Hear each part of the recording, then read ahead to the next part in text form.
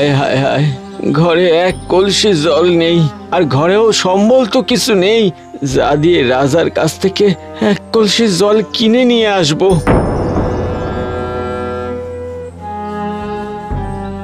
কে জানি আমাদের এই বীরপুর গ্রামে কোন অভিশাপ যে লাগলো, যার জন্য বৃষ্টি মুখ ফিরিয়ে নিল। এক ফোঁটা জল গ্রামের কোথাও পাওয়া যায় না গো। একটা সময় পুকুর, নদী, নালা সব একেবারে ভরে ভরে থাকতো, আর আজ এক ফোঁটা জলের জন্য তড়পে যাচ্ছে সারা গ্রামের লোক। হ্যাঁ, আর তারই সুবিধা নিচ্ছে আমাদের বীরপুরের রাজা। রাজার কাছে এত ধন সম্পদ আছে, তবুও এক কলসি জল নেওয়ার জন্য গরিব মানুষের শেষ সম্বলটুকু শুষে নিচ্ছে ওই রাজা। জয় রাজামশাই, মেঘচন্দ্রের জয়। এই নিন রাজামশাই, 3 মুদ্রা দিলাম। এই, একে এক কলসি জল দিয়ে দে, পরের জন এসো। মহারাজ, মহারাজ এই নিন আমার বউয়ের সোনার গয়না।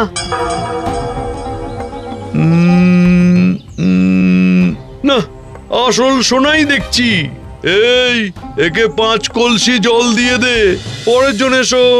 রাজামশাই, রাজামশাই, আমারে দয়া করেন, আমারে আমারে এক কলসি জল দেন। আমার সম্বল আর কিছু নেই গো, সব শেষ হয়ে গেছে। এক কলসি জল দিলে তবে আমার মেয়েটা একটু বাঁচতে পারবে। উফ, সকাল সকাল বিরক্ত করতে চলে এসেছে। টাকা দেওয়ার মুরদ নেই তো জল খেয়ে কি করবি? যা যা, আকাশের দিকে হাঁ করে তাকিয়ে থাক, বৃষ্টি হলে খাবি। এই পেয়াদা, বের করো গে, বের করো। সাধু বাবা, আপনি তো এই গ্রামে বহুদিন তপস্যা করছেন। আপনি বলে দিন, এই গ্রামের মানুষ কবে জলের অভাব থেকে রক্ষা পাবে? রাজার অত্যাচার আর সহ্য করা যাচ্ছে না। না রে না, এই গ্রামের জলের অভাব মেটা নয়। রাজার অত্যাচারের পাপের জল গলা পর্যন্ত ভরে রয়েছে, যার জন্য মেঘেরাও মুখ ঘুরিয়েছে। তাই আকাশে মেঘও জমে না, আর এক পশলা বৃষ্টিও হয় না। তাহলে বাবা, বৃষ্টির উপায়? একটা উপায় আছে। কেউ যদি রাজাকে তার পাপের শাস্তি দিতে পারে, তাহলে এই গ্রামে আবার জলের বন্যা বয়ে যাবে। সেই হবে তোদের ঈশ্বর, তোদের রক্ষাকর্তা। না, জল ছাড়াই প্রাণ যাবে দেখছি। গ্রামে কার এত সাহস যে রাজাকে দেবে পাপের শাস্তি? ঈশ্বর দেবেন। কোথায় কোথায় সেই ঈশ্বর?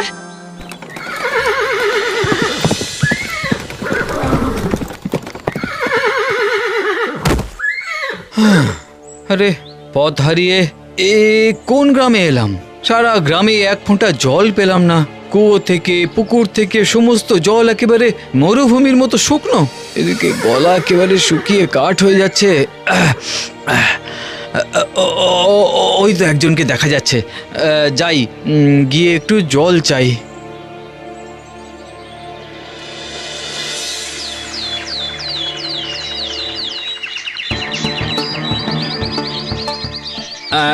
নমস্কার, আমি রাজা প্রতাপাদিত্য, সিংহপুরের রাজা। জলের পিপাসায় এখানে এসে পড়েছি। যদি এক পাত্র জল দেন খুব উপকার হয়। দাঁড়ান,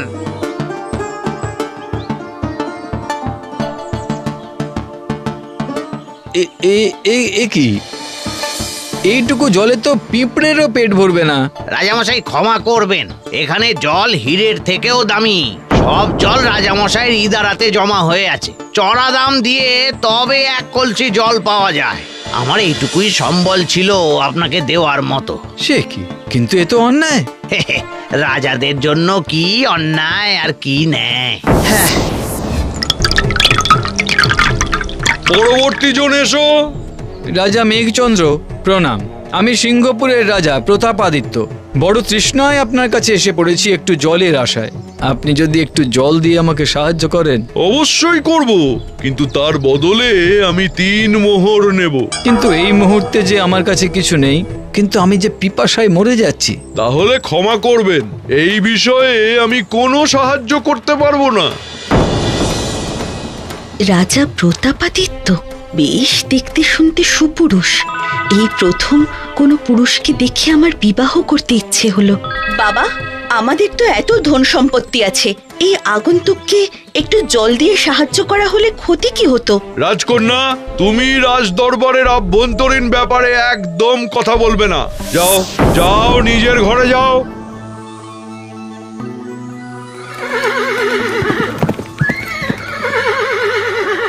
তোমার এই অন্যায়ের বিনাশ খুব শীঘ্রই ঘটবে রাজা। আপনারা সকলে আমাকে বিশ্বাস করে আমার ডাকে সাড়া দিয়ে এসেছেন, এর জন্য ধন্যবাদ। জল, বাতাস, শস্য এসব প্রকৃতির দান, তাই রাজার এই জলের বিনিময়ে মোটা দাম নেওয়া একেবারেই সহ্য করা হবে না। আমাদেরকে এক হয়ে রাজার বিনাশ করতেই হবে। রাজামশাই, রাজামশাই, আমাদেরকে ধন্যবাদ কেন দিচ্ছেন? উল্টে আপনাকে আমাদের ধন্যবাদ দেওয়া উচিত। গ্রামের দিকে তাকিয়ে দেখুন, চারিদিকে খরায় ভরে গেছে। এই দুঃসময় আপনি আমাদের দিকে সাহায্যের হাত বাড়িয়ে দিয়েছেন। আপনি আমাদের রক্ষাকর্তা। কিন্তু কিন্তু এই মেঘচন্দ্রের বিনাশ করব কিভাবে? কি উপায় বা আছে আমাদের কাছে? তোদের বলেছিলাম না, কেউ যদি রাজার বিনাশ করে তবেই তোদের মুক্তি, আর সেই হবে তোদের ঈশ্বর। আমি প্রতাপাদিত্যের মধ্যে সেই ঈশ্বরকে দেখেছি। তুমিই পারবে বাবা, তুমিই পারবে রাজাকে বিনাশ করতে। বাবা, কিন্তু কিভাবে? এই নাও তোমার 3 কলসি।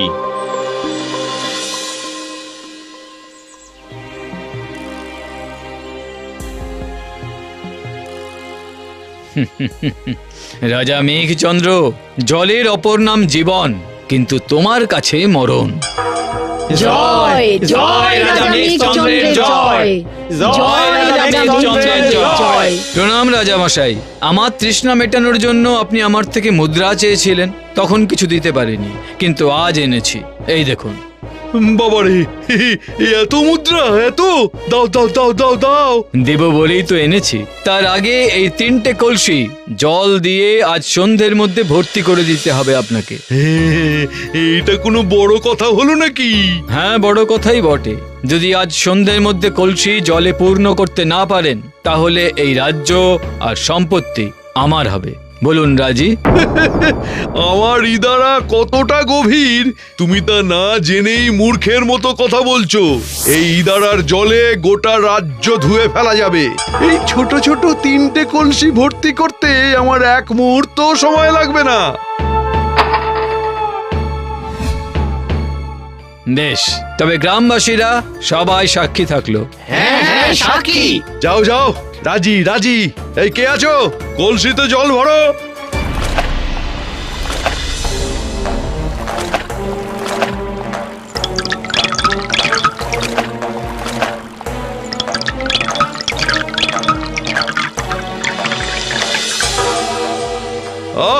তোদের দিয়ে তো একটাও কাজ হয় না। যা যা, আবার গিয়ে জল তুলে এখানে ঢাল। যা। কি হলো বলতো? এটুকু কলসিতে এত জল ঢালা হচ্ছে, তাও ভরছে না কেন? এক কাজ কর, আরো সৈন্য এনে সকলে মিলে ভর্তি কর। যা।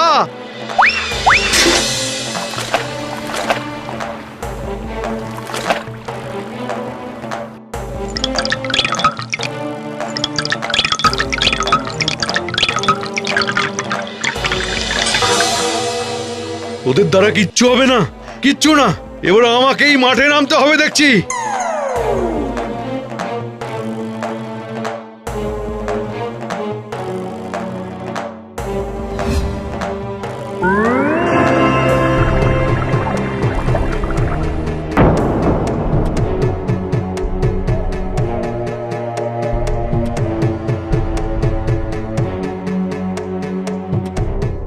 কি হলো মহারাজ, কলসি ভর্তি হলো? না মানে জল মানে আমতা আমতা করছেন কেন? পারেননি তো? কই দেখি কলসিগুলো, দেখি। এ বাবা, আপনার গভীর ইদারা জল যে শেষ। তার মানে আপনার কথা অনুযায়ী আজ থেকে এই রাজ্য আর সমস্ত সম্পত্তি আমার। হ্যাঁ হ্যাঁ, ঠিক ঠিক। না না না, আমায় ছেড়ে দাও, আমায় ছেড়ে দাও, ক্ষমা করো আমায়। যে জল দিয়ে আপনি গ্রামবাসীকে লুট করেছেন, আজ সেই জল আপনাকে লুট করলো। জলের এটাই নিয়ম, পাত্র অনুযায়ী আকার নেয়। জলে সকলের অধিকার আছে। কারো একার নয়, তাই এ শাস্তি আপনাকে পেতেই হবে। একেই বলে অহংকারের পতন। বেশ হয়েছে। আমার বাবার হয়ে আমি আপনার কাছে ক্ষমা চাইছি। আজ থেকে আপনি এই রাজ্যের রাজা। আপনি যা বলবেন আজ থেকে তাই হবে। বেশ, তাহলে আমি আপনাকে বিবাহ করে আমার নিজের রাজ্যে ফিরে যেতে চাই। যাবেন আমার সঙ্গে? রাজি। জয় রাজা প্রতাপাদিত্যের জয়। জয় রাজা প্রতাপাদিত্যের জয়। জয়। জয় নতুন রানীমার জয়।